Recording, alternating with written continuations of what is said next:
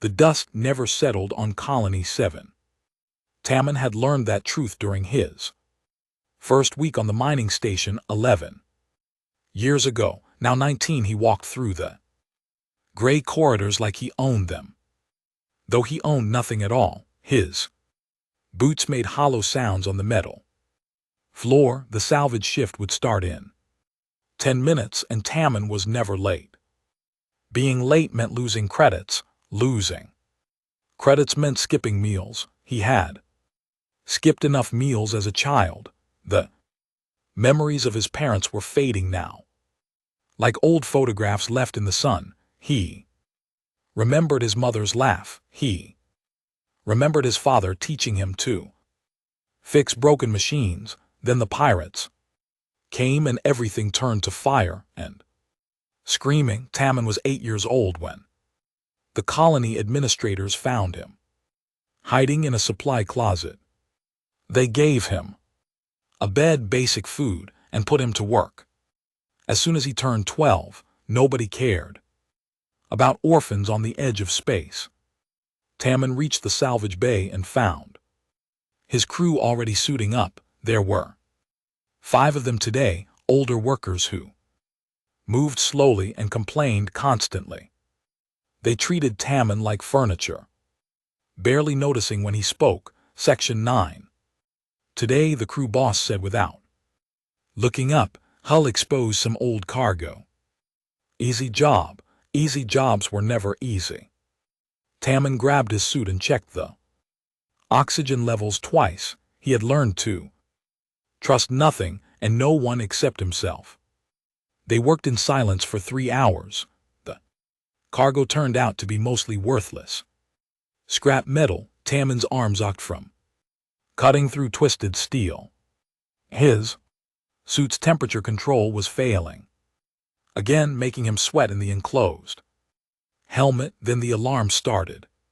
Screaming red lights flooded the corridors. The emergency signal meant only one thing: attack. Tamman's heart jumped into his throat. The crew boss was already running toward the escape pods, shouting for everyone to follow. But Tamman heard something else.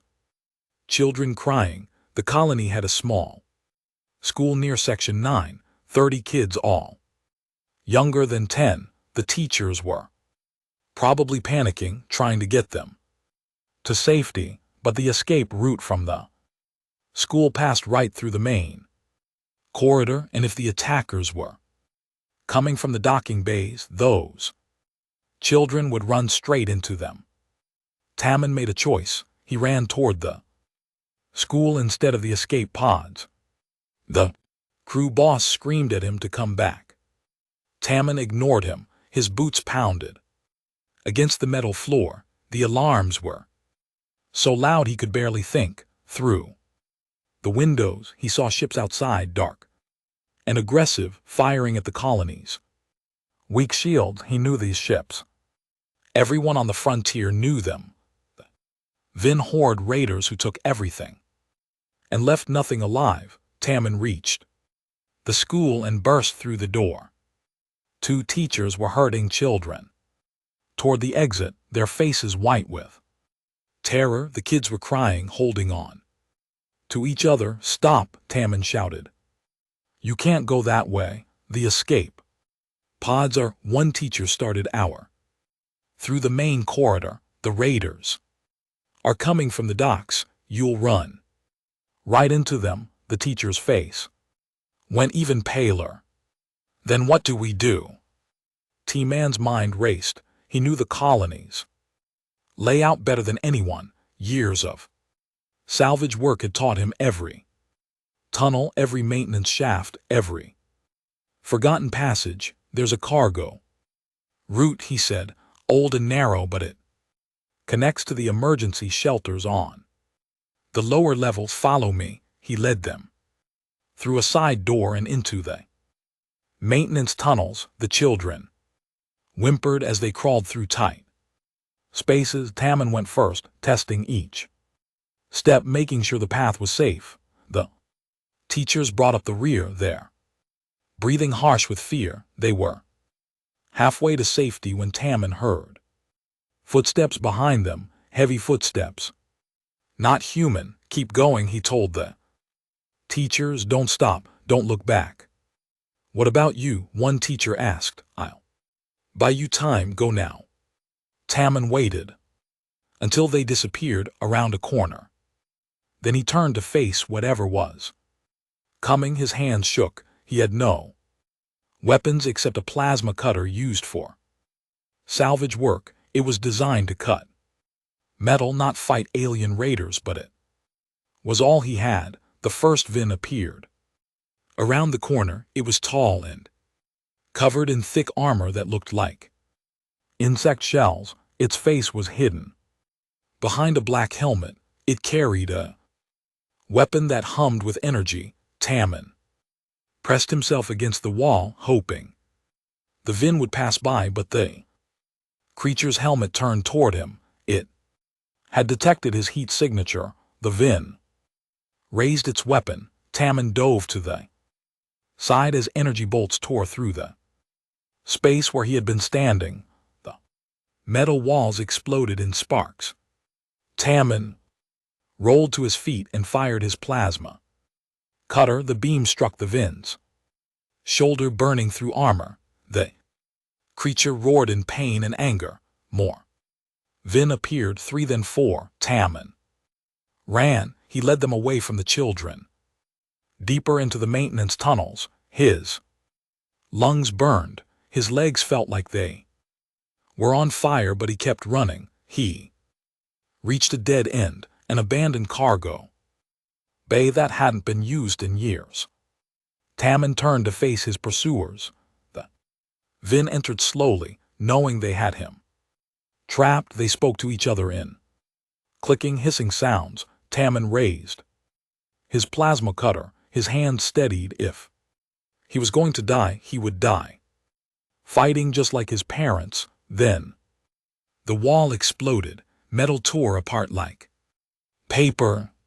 A massive shape burst through the hole, moving faster than anything that size should move. Tammin caught a glimpse of obsidian black skin, 4 powerful arms and glowing marks that pulsed like fire. The creature was fighting the Vin. No, not fighting, destroying them. It moved like death itself. One arm blocked a Vin weapon. Another arm struck with a blade that cut through armor like butter. A third arm grabbed a Vin warrior and threw it against the wall with crushing force. The fourth arm held a weapon that fired bolts of blue energy. In 30 seconds, all 4 Vin were dead. Tammin stood frozen, his plasma cutter still raised. The massive creature turned to look at him. It was even bigger up close, nearly 8 ft tall, with skin that looked like polished black stone. 4 arms hung at its sides, each one thick with muscle. Glowing red marks covered its chest and face in patterns that seemed to pulse. With its heartbeat, the creature spoke. Its voice was deep and rumbling, but Tammin understood the words through his suit's translator. Why do you stand here? Small one, the escape pods are in the other direction. Tammin's mouth was dry. I was protecting children. The creature tilted its head. You led the enemy away from the young ones. Yes, you were ready to die. Yes. The creature studied him for a long moment. Then it did something Tammin didn't expect. It pressed one of its massive hands against its chest. What looked like a salute. I am Corinth, of the Drexian warrior clans. I hunt the Vin who dishonored me in battle. I did not expect to find courage in such a small creature. I'm human, Tammin said, though his voice shook. My name is Tammin. More explosions echoed through the station. Corinth moved to the hole in the wall and looked out. More Vin ships come. Your colony will fall. Then I need to help more people escape. Corinth looked back at him. You would return to the battle. People need help. For a moment, the giant alien said nothing, then he made a sound that might have been approval. You have the heart of a warrior, Tamman of the humans. Come, we will save your people together. And then we will speak of honor and blood bonds. Tamman didn't understand what that meant, but he followed the massive warrior back into the chaos. He didn't know that his life had just changed forever. He didn't know that he had just become kin to the galaxy's most fearsome warrior race. All he knew was that people needed saving, and he would not run away. The warship was called Iron Storm, and it was nothing like the vessels Tamman had seen before. Human ships were built for efficiency and function. The ship was built for war. Every surface was covered in dark metal that seemed to absorb light. Weapons bristled from every angle. The corridors were wide enough for Drexians to walk for abreast, which made Tamman feel even smaller than usual. Corinth had brought him here after the battle at Colony 7. The Vin had retreated when the Drexian warrior ship appeared, saving what remained of the colony. Tamman had said goodbye to no one. He had nothing to leave behind except memories of dust and loneliness. Now he stood in the training hall looking at weapons he didn't know how to use and armor he couldn't lift. You are weak, Corinth said. It wasn't an insult, just a statement of fact. A Drexian child of 5 years has more strength than you. I know, Tamman said, but you have courage. And you have something else. Corinth tapped his own head with one massive finger. You think, you plan, you adapt. These are also weapons. For 6 weeks, Tamman trained. Every morning he woke before the ship's artificial dawn. He ran through corridors while Drexian warriors laughed at his slow pace. He lifted weights that barely moved. He practiced with blades designed for hands twice the size of his own. He failed constantly. Worse than the physical training was the mockery. Other Drexians came to watch the soft-skinned struggle. They made jokes in their rumbling language. Some thought it was entertaining, others thought it was insulting to their warrior traditions. One warrior named Vorax was the loudest critic. He was massive even by Drexian standards, with scars covering all forearms. His glowing marks were dark red, almost black, which meant he had killed many enemies in combat. You shame yourself, Corinth, Vorax said one day while watching Tamman fail to complete a climbing exercise. Taking this creature as bloodkin is an insult to our ancestors. Corinth's eyes glowed brighter. Do you challenge my judgment? I question your wisdom. The human cannot fight. He cannot survive our trials. He will die, and your honor will die. Him. Tamman heard every word. His hands gripped the climbing rope until they bled. He wanted to defend himself, but he had no defense. Everything Vorax said was true. That night Tamman sat alone in his quarters, staring at his bruised hands. He thought about leaving, asking Corinth to drop him at the next human station, going back to a life of salvage work and survival. The door opened. Woman walked in, human like him, wearing armor that mixed human and alien design. She was older, maybe 35, with short black hair and scars on her face. I'm Hijan, she said. Corinth hired me to help train you. Tamman looked up. You're human, used to be a soldier. Left Earth after the border wars. Now I work as a mercenary. She sat down across from him. I heard you're struggling. I can't do it. I'm not strong enough. No, you're not. You'll never be as strong as a Drexian. Hijan leaned forward. But you don't need to be. You're human. We don't Win fights with strength, we win with our brains. She spent the next hour teaching him tactics, how to use leverage instead of muscle, how to find weak points in armor, how to turn in enemy strength against them, how to think 3 steps ahead. Drexians respect strength, Higgins said, but they respect cleverness too. Show them you can win with your mind. Training changed.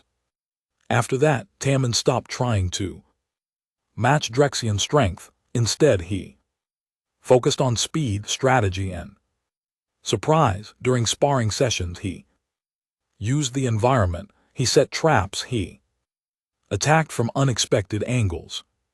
He still lost most fights, but he lost differently. 3 months after arriving on the Iron Storm, Corinth announced it was time for Tammin's first trial. The trial of Red Sand was a Drexian tradition. Every young warrior had to face a dangerous predator alone and survive. It proved they were ready for real combat. The trial took place on a desert moon. The predator was called a Ravager, a creature with 6 legs, armored hide and teeth like knives. It was fast, aggressive, and had killed inexperienced warriors before. Tammin stood in the red sand, feeling the heat through his suit. The Ravager was released from a cage on the far side of the arena. It spotted him immediately and charged. Tammin ran not away from the creature but toward a cluster of rocks he had noticed earlier. The Ravager followed, its claws tearing through the sand. It was much faster than him. Tammin reached the rocks and dove between them. The Ravager crashed into the stone too large to follow. It roared in frustration and circled around, looking for another angle of attack. Tammin had prepared for this. During the walk to the arena, he had used his plasma cutter to weaken several rocks, making them unstable. Now he climbed to the top of the formation and waited. Ravager found a gap between the rocks and squeezed through. As it entered, Tammin fired his cutter at the weakened stones above. They collapsed, trapping the creature's body. The Ravager thrashed and screamed, but it couldn't escape. Tammin climbed down and approached carefully. The creature's head was still free, snapping at him with deadly jaws. He stayed out of range and fired his cutter at the Ravager's eyes, blinding it. Then he struck at the weak point under its jaw where the armor was thinnest. It took several strikes, but the creature finally stopped moving. Tammin collapsed in the sand, shaking. He had won, but he felt no pride, only exhaustion and relief. When he returned to the watching Drexians, their reactions were mixed. Some nodded in approval, others looked disgusted. You use tricks, Vorax said. Where is the honor in that? A true warrior faces his enemy directly. Before Tammin could respond, Corinth stepped forward. His voice was calm but carried authority. Warrior uses all weapons available to him. The human used his mind, his knowledge of terrain, and his tools. He survived against a superior predator. That is the purpose of the trial. You defend weakness, Vorax said. I defend different strengths. Corinth placed one massive hand on Tammin's shoulder. This human will never match your physical power, Vorax, but he thinks in ways you cannot. He sees solutions you would never consider. That makes him dangerous to our enemies. The argument continued, but Tammin stopped listening. He looked at Corinth and saw something he hadn't seen since his father died. Pride, not in what Tammin was, but in what he had accomplished. That night, Corinth invited Tammin to his private quarters. The room was sparse, decorated only with weapons and Battle trophies.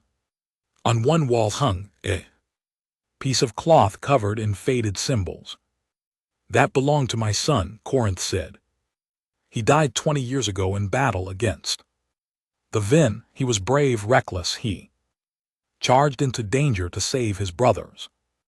In arms, the massive warrior's voice grew quiet.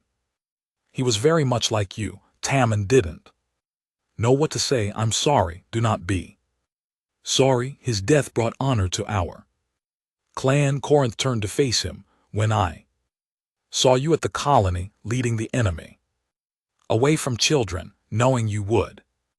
Day I saw my son again. I saw the spirit of a true warrior. That is why named you Bloodkin, not because you are strong, but because your heart is strong. Something warm grew in Tammin's chest. I never had a father, not really.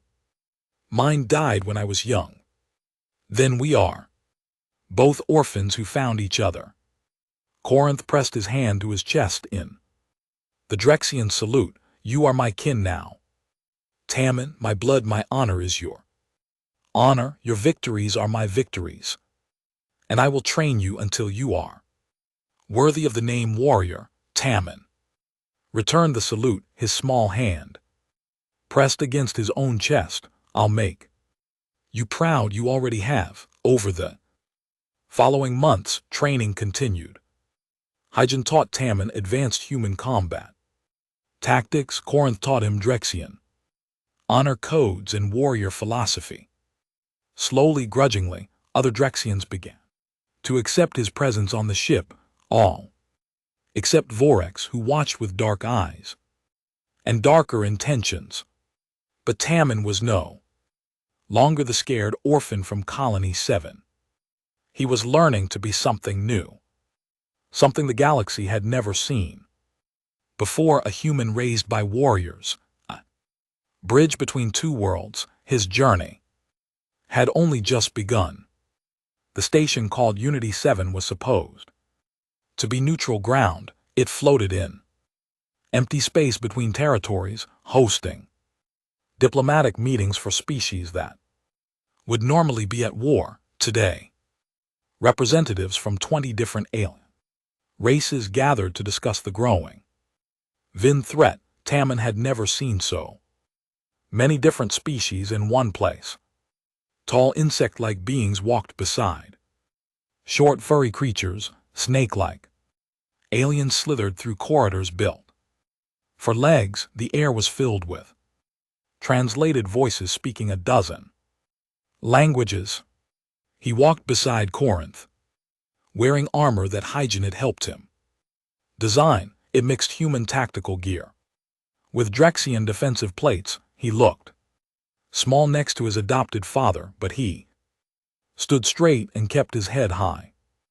Other aliens stared at him, some with curiosity, some with contempt. A human walking with Drexians was unusual enough to draw attention. Remember, Corinth said quietly, you represent both your birth people and your adopted clan. Today, carry yourself with honor. I will. They entered the conference chamber. The room was enormous, with sections designed for different species needs. Water tanks for aquatic beings, high temperature zones for creatures that breathed methane, standard atmosphere sections for species like humans and Drexians. Tammin spotted the human delegation across the room. A man in a formal suit noticed him and stared. The man approached slowly. I'm Jan, he said in Korean, seeming surprised that Tammin understood. I'm a diplomat with the Earth Coalition. I didn't expect to see a human here with the Drexians. I'm Tammin, Corinth's Bloodkin. Jan's eyes widened. Bloodkin, that's extraordinary. We had heard rumors, but... He paused. Will you sit with the human delegation? Tammin glanced at Corinth, who nodded slightly. I'll sit with my clan. Something flickered across Jwan's face. Disappointment maybe, or judgment. Of course, Perhaps we can speak later. The conference began badly and got worse. The Vin horde had attacked 17 colonies in the past month. They showed no pattern, no clear goals except destruction and plunder. Different species argued about how to respond. Sather snake-like beings with scales that changed color proposed a defensive strategy. We should fortify our core worlds and abandon the frontier colonies. Let the Vin take the empty spaces. Eventually they will have nothing left to raid. A human representative stood up. Many of those frontier colonies are human settlements. You're asking us to abandon our people. We ask you to be practical, the Seth representative hissed. Humans are not warriors. Your species lacks the physical strength to fight the Vin. Better to retreat and survive than fight and die. Murmurs of agreement came from several delegations. Tamman felt his face burn with anger and shame. He wanted to stand up and shout, but Corinth's hand on his shoulder kept him seated. Patience, Corinth whispered. Words spoken in anger are forgotten. Words spoken with wisdom are remembered. But the comments continued. A massive crawl warrior covered in thick scales and standing 7 feet tall pointed at Tamman. The Drexians bring a human child to a war council. This shows how little they take this threat seriously. Humans are weak. They hide behind technology because they cannot fight with honor. Corinth started to rise, but Tamman spoke first. I accept your challenge. The room went silent. The crawl warrior laughed, a deep rumbling sound. What did you say, little creature? You called me weak. I challenge you to prove it. Tamman's heart was racing, but he kept his voice steady.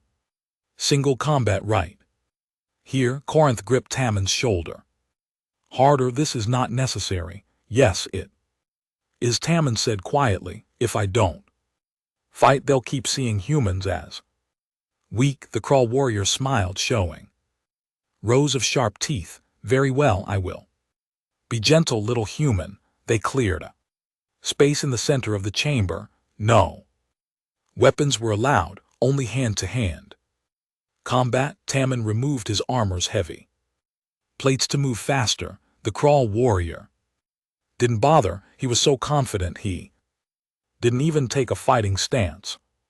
Tamman lost in under a minute. The crawl warrior was too strong, too fast, too experienced. Tamman tried using speed and tactics, but in an open space with no weapons or terrain to use, he had no advantages. The crawl grabbed him, lifted him off the ground, and slammed him down hard enough to knock the air from his lungs. Do you yield? The crawl asked. Tamman could barely breathe. Yes. The crawl dropped him and walked away. Laughter echoed through the chamber, not just from the crawl delegation, but from others as well. Even some of the human diplomats looked away in embarrassment. Tamman climbed to his feet, his body screaming with pain. Corinth helped him back to their seats.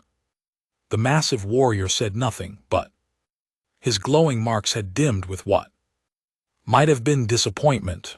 The conference continued, but Tamman stopped listening. He had tried to defend humanity and only proved their point. He was weak. Humans were weak. Nothing he did would change that. Then the alarm started.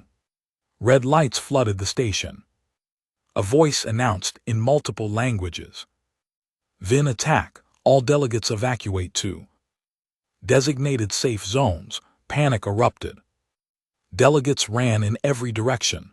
The warrior species grabbed their weapons and headed for the docking bays to defend their ships. The weaker species fled toward the shelter zones. Tamman ran with Corinth toward the hangar, but something made him stop. Through a Viewport, he saw the lower decks of the station. Civilians who worked on Unity 7 were trapped down there. Maintenance workers, cooks, cleaners, hundreds of them, maybe thousands, all the species that the warriors never thought about.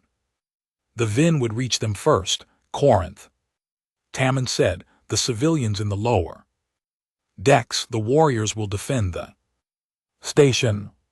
No, the warriors are protecting the delegates in the ships. Nobody is going for the civilians. Corinth looked through the viewport. His marks flickered. You are right, but we are only two. We cannot save them all. Then we find others who will help. Tamman turned and ran. He found Hijen first. She was already gearing up, having the same thought. The service corridors, she said, we can reach the lower decks faster than the main routes. They gathered others, not warriors, but soldiers and guards and anyone willing to fight for people instead of glory.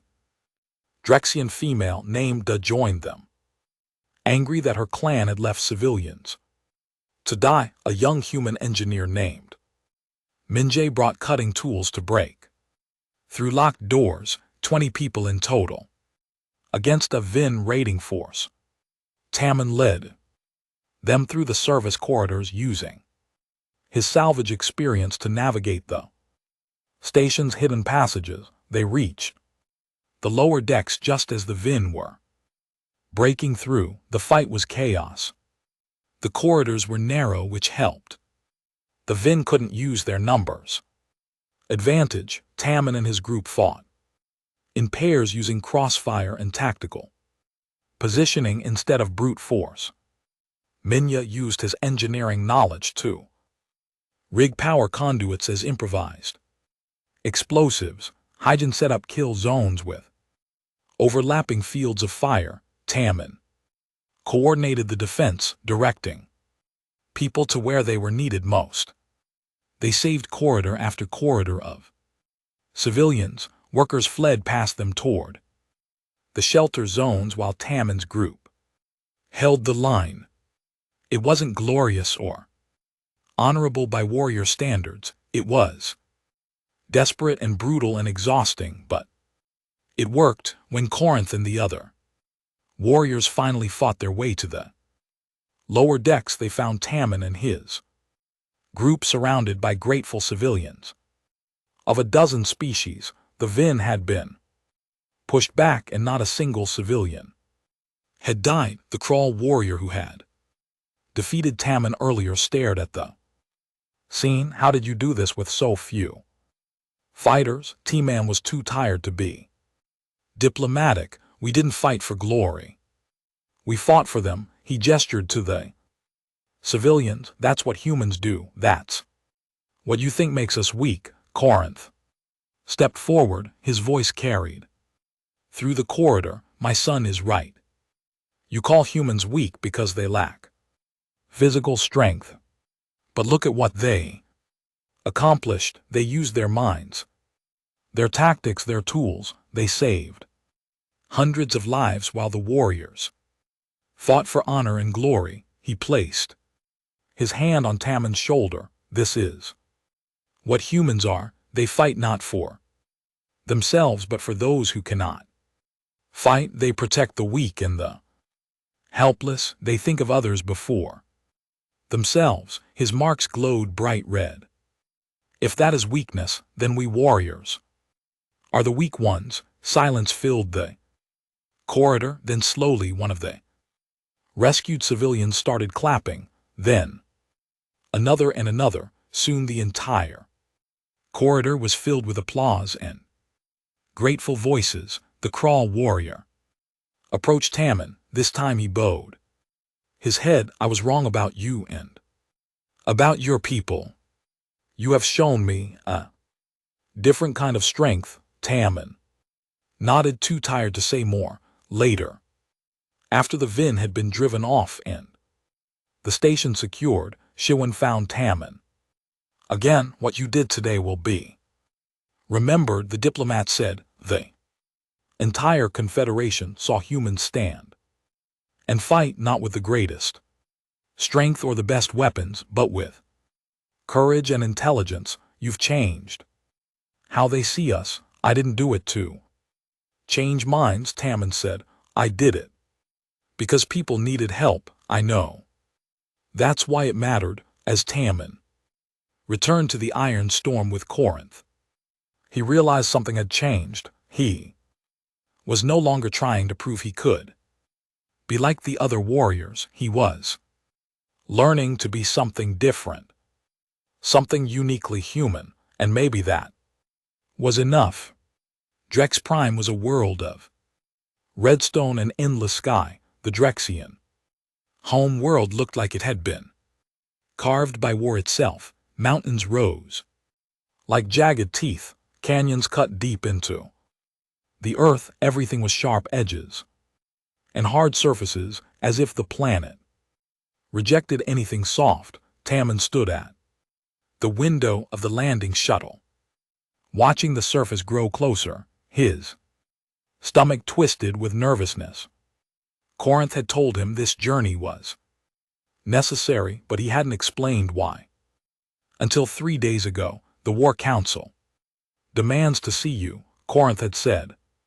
They question my right to name a human as Bloodkin. We must go to Drex Prime and face their judgment. Now the shuttle touched down on a landing platform carved from red stone.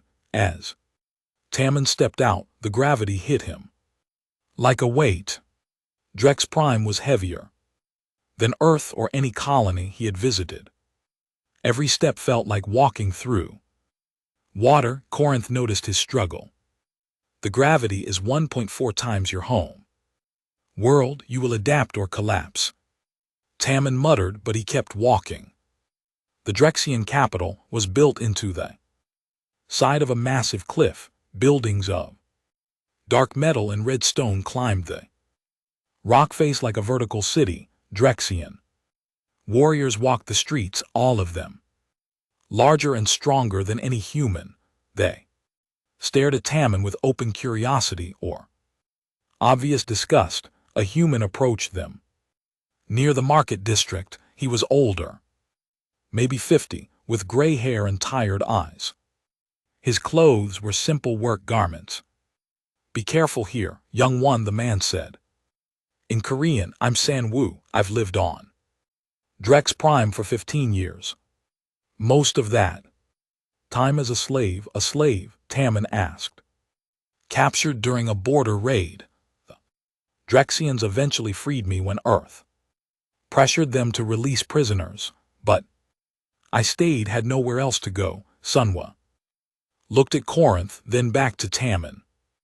If you're truly his blood kin, you've gained something precious, but you've also made enemies. The Drexians don't like their traditions questioned. I didn't ask for this, I know, but you have it now. Watch your back, especially around Vorax. The name made Tammin's shoulders tense. Vorax had traveled to Drex Prime separately, arriving 2 days earlier. Corinth said he was building support among the traditional clans, trying to challenge the Bloodkin bond. That evening, Tammin was summoned before the War Council. The council chamber was enormous, carved from living rock. 12 Drexian elders sat on raised platforms. Their glowing marks faded with age, but their eyes still sharp. Vorax stood before the council, his forearms crossed. He looked even more intimidating on his home world. Surrounded by supporters, honored Council, Vorax began. I challenge Corinth's claim of Bloodkin. He is named a human, a creature barely stronger than a child, as his adopted warrior. This insults our traditions. This weakens our clans. I demand the bond be broken. One of the elders spoke. Her voice was ancient and carried absolute authority. Corinth, you have heard the challenge. How do you answer? Corinth stepped forward. I answer that Bloodkin is not given for strength alone. It is given For spirit, for courage, for the heart of a warrior, Tammin has proven all. These things, he has proven nothing. Vorax said, he uses tricks and tools, he hides behind tactics. Show me one moment where he fought with true warrior spirit. He faced a ravager alone and survived by hiding behind rocks and traps. Where is the honor? The council murmured among themselves. Tammin could see they were divided. Some looked at him with interest, others with clear disapproval. The elder spoke again. There is a way to settle this. Ancient law provides for kin trial. The adopted must prove themselves worthy by surviving 3 days in the Crimson Wastes while being hunted. If they survive, the bond is confirmed. If they fail, both the adopted and the adopter face exile. Tammin's blood went cold. Corinth's marks dimmed. Honored Elder Corinth said, kin trial has not been called in 200 years. It is a death sentence for any but the strongest warriors. Then perhaps you should have chosen your bloodkin more carefully. The Ellers's eyes fixed on Tammin. Human, do you accept the kin trial? Every instinct screamed at Tammin to refuse. The Crimson Waste were legendary among the Drexians, a desert of red sand and deadly predators where warriors went to test themselves. Being hunted there for 3 days would be impossible even for a trained Drexian, but if he refused, Corinth would be dishonored. Everything his adopted father had done for him would be destroyed. I accept, Tammin said. Vorax smiled. I will choose his hunters, 3 of my finest warriors. Agreed, the elder said. The trial begins at dawn. That night, Corinth helped Tammin prepare. They couldn't bring much. The trial rules allowed only basic survival gear. No weapons except a single blade and a limited water supply. You don't have to do this, Corinth said quietly. I can bear exile if it means you live. No, Tammin said. You gave me a home when I had nothing. You made me part of your family. I won't let you lose everything because of me. Then listen carefully. Corinth pulled out a map of the Crimson Wastes. The terrain is your only advantage. There are canyons here, caves here, underground springs here. Use them. Never stay in one place. Keep moving. The hunters will expect you to hide. Instead, you must hunt them. Hunt them. I can't fight 3 Drexian warriors, not with strength. But you can make them afraid. You can make them uncertain. Fear is a weapon. Tammin Hussian came too quickly. Tammin was taken to the edge of the Crimson Wastes. In a transport, the 3 hunters were already there checking their weapons.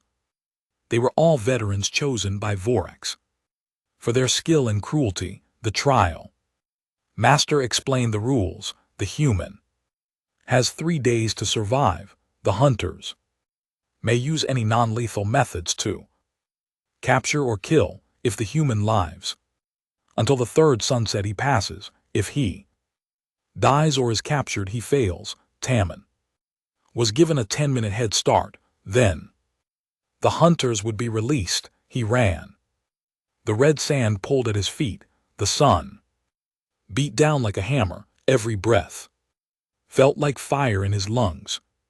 But Tammin kept moving, heading toward the canyon system Corinth had shown him. He reached the first canyon and paused to think.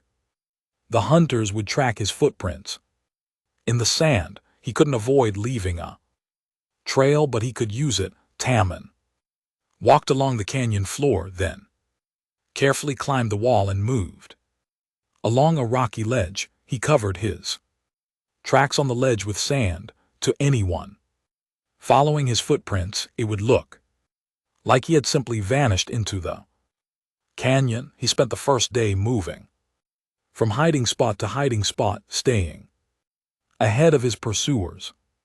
At night he heard them calling to each other in the distance. They were spreading out, trying to cover more ground. On the second day, Tamman changed tactics. He found where one hunter was sleeping and stole his water supply, not to drink it but to pour it onto the sand, leaving a trail leading to a dead-end canyon. When the hunter followed, Tamman triggered a small rock slide he had prepared, trapping the warrior temporarily. One hunter delayed. Two to go, but he was running out of time and energy. The gravity was exhausting him. His water was nearly gone. He needed to find the underground spring Corinth had mentioned. That's when he met Deer. She was sitting near a cave entrance, sharpening a blade. The female Drexian warrior who had fought beside him at Unity 7. She looked up as he approached. "You're one of the hunters?" Tamman asked, ready to run. "No, I'm here because I was outcast." Daya's marks flickered with anger.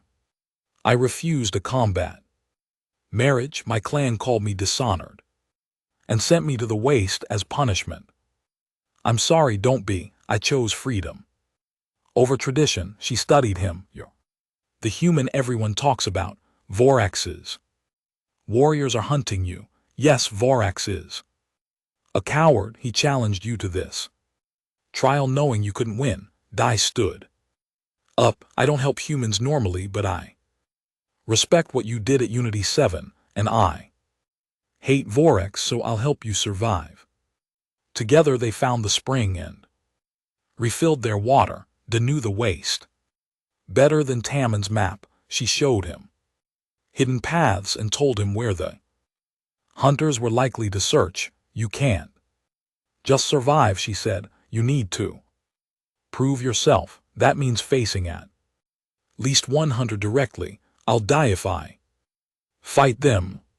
Not if you choose the battlefield." On the third day, Tamman set his trap. He led one hunter to a narrow canyon where the walls pressed close. The hunter was confident, thinking he had finally cornered his prey. Tamman used the environment. He threw sand in the hunter's eyes, used his smaller size to dodge in the tight space, struck at weak points in the armor with his blade. It wasn't honorable combat, it was survival. But after 20 minutes of brutal fighting, the hunter yielded. Tamman had won, but his victory was short-lived. As he emerged from the canyon, he found Vorax waiting for him. The massive warrior held weapons that weren't allowed by trial rules. "You've done well, little human," Vorax said, "but I cannot let you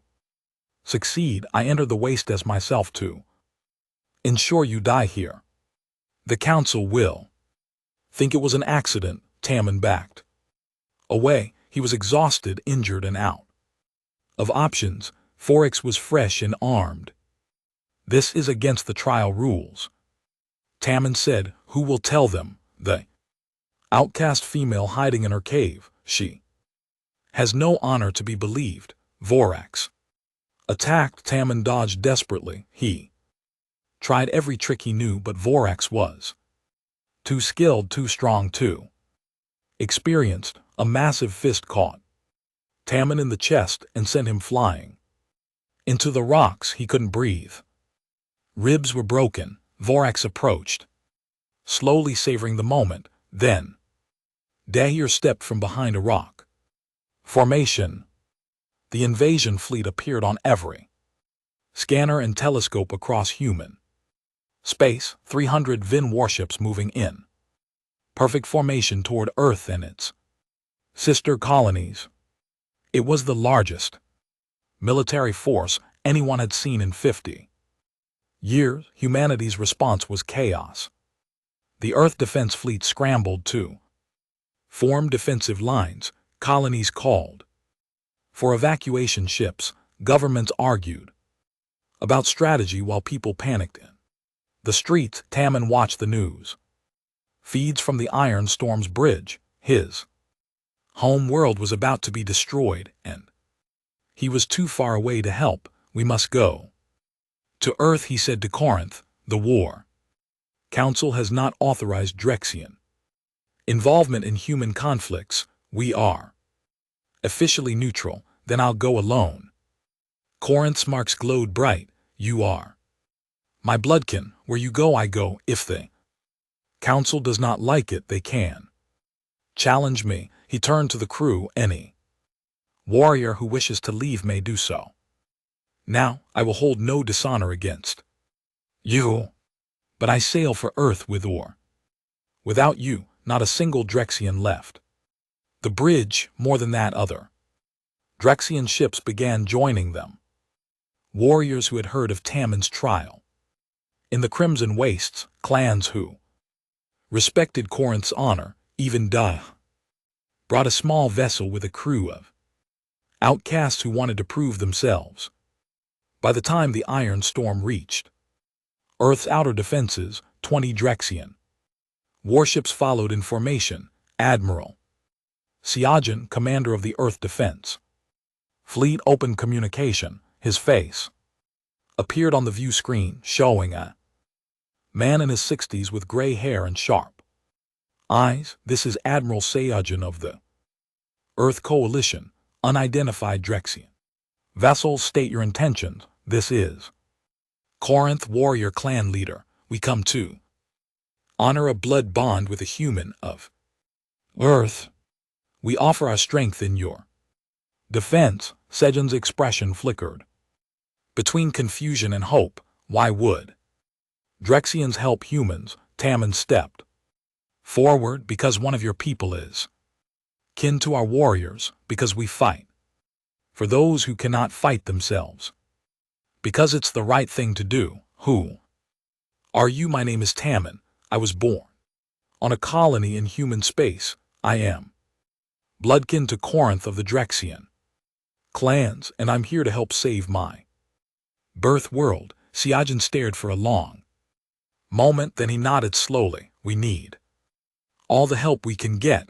Welcome to the battle, Tammon. The first priority was evacuation. The Vin would strike the outer colonies first, then move toward Earth. Millions of civilians needed to be moved to safer locations.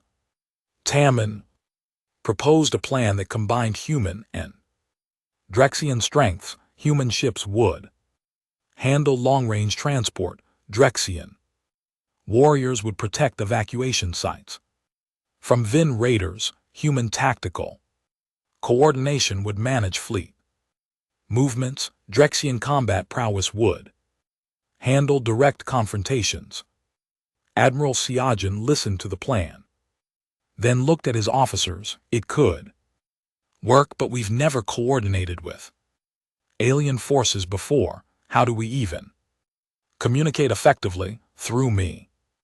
Tammon said, I know both cultures. I can translate not just language, but strategy and tactics. The plan was approved. Tammon became the liaison between human and Drexian forces. It was exhausting work. Human officers wanted detailed tactical plans and clear command structures. Drexian warriors wanted honor, challenges, and glory in combat. Timon had to bridge both worlds, translating ideas and intentions while keeping both sides focused on the goal.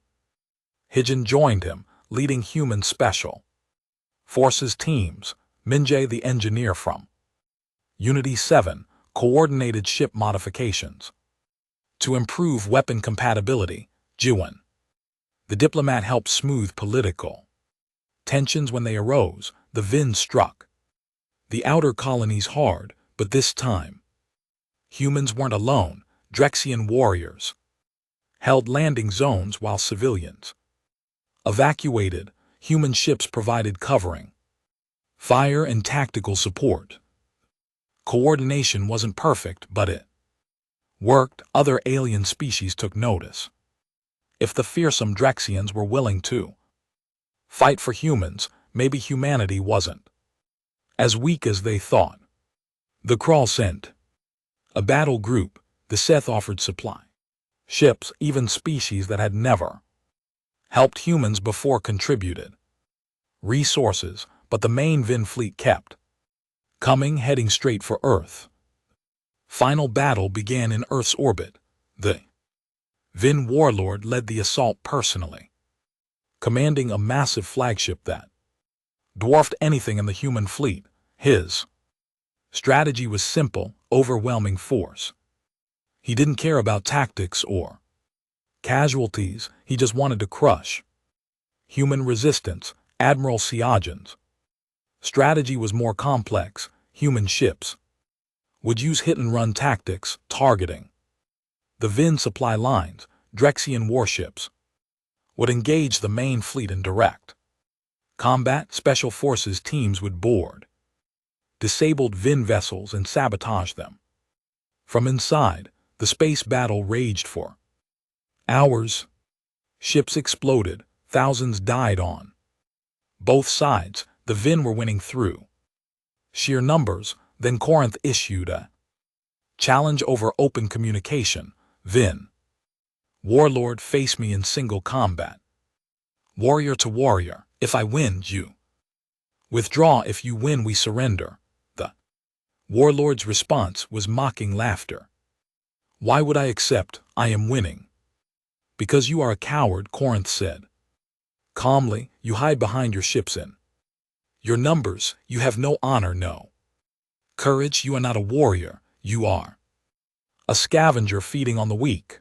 The insult worked. The warlord's pride couldn't ignore such a public challenge. He agreed to single combat on a disabled space station between the fleets. Tamman watched from the Iron Storm as Corinth prepared for battle. You don't have to do this. Yes, I do. This is the warrior way. Corinth placed one massive hand on Tamman's shoulder. If I fall, you will lead. You are ready. I'm not ready to lose you. You will never lose me. I am your bloodfather now. That bond does not break with death. Corinth's marks glowed bright. I am proud of you, my son. You have become a bridge between worlds. You have shown both humans and Drexians that strength comes in many forms. Tamman watched Corinth leave for the station.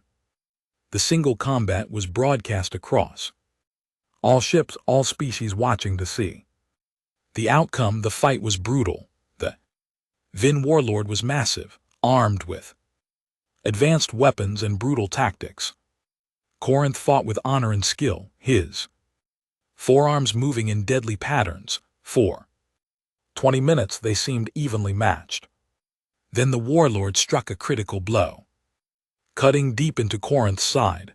The Drexian warrior fell to one knee, his marks dimming. The warlord raised his weapon for the killing strike. Tamman couldn't watch his father die. He grabbed a weapon and prepared to intervene. Honor be damned, but stopped him. Look on the screen. Corinth was rising. Blood covered his armor, but his marks blazed brighter than ever. He moved with impossible speed, his warrior spirit refusing to surrender. In a series of strikes too fast to follow, he disarmed the warlord, shattered his armor, and forced him to the ground.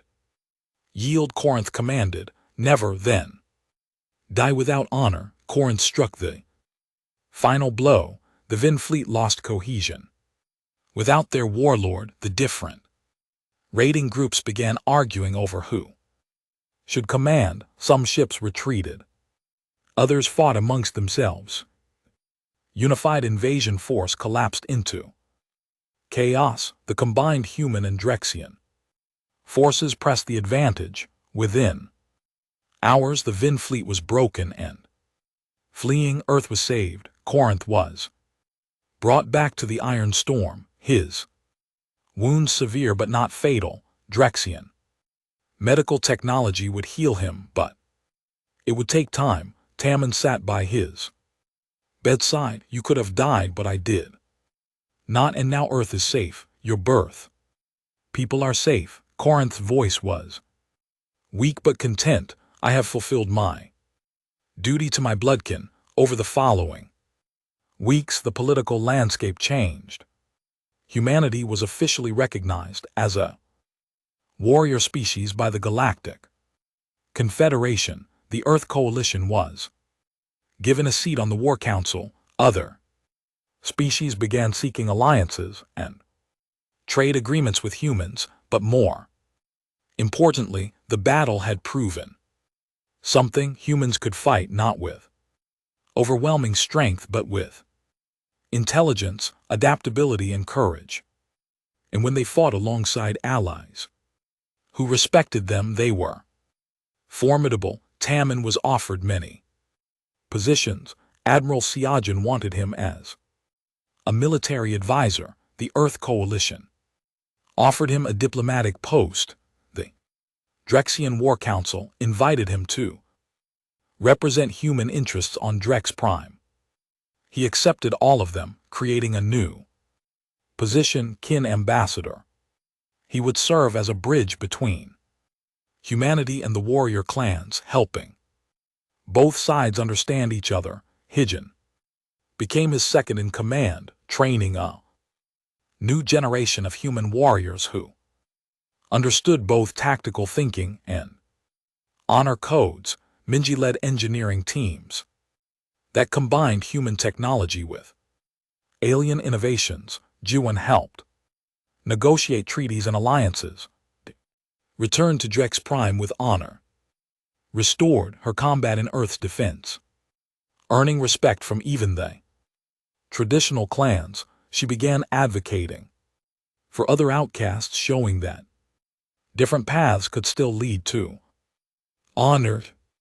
6 months after the battle, Tamman stood on Earth for the first time in over a year. He visited the memorial for those who died in the invasion. Thousands of names carved in stone representing every species that fought together. Corinth stood beside him, fully healed. Do you regret your choice? You could have stayed on Earth, remained human, lived simpler life. No, Tamman said, I'm not just human anymore, and I'm not just Drexian. I'm both. I'm a bridge. He looked at his adopted father. You gave me a family when I had none. You taught me that strength comes in many forms. You showed me that honor means protecting others, not just winning glory. You taught me as well. Ow. Corinth said, you showed me that warriors can think as well as fight.